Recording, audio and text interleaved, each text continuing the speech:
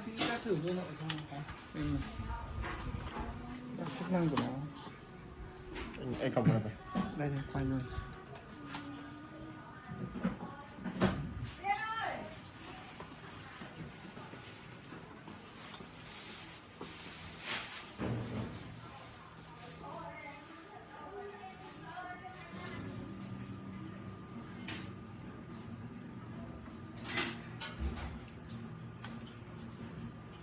Sợ chưa được không?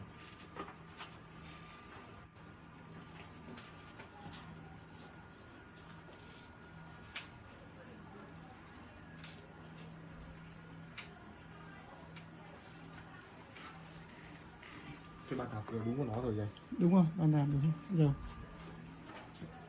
Cái đan đúng rồi. Đấy rồi. trời đất trời. Hoàn đất dễ làm.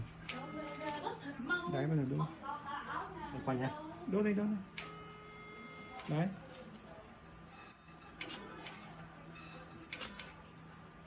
Ở công ty bọn mình thử Ok rồi. đầy đủ hết rồi Nhạc này. quá rồi. Rồi chuẩn luôn đấy. Rồi, thì tắt máy nhá. Không cần phải cái bảo nó dao anh. Không cần đâu. Không cần không.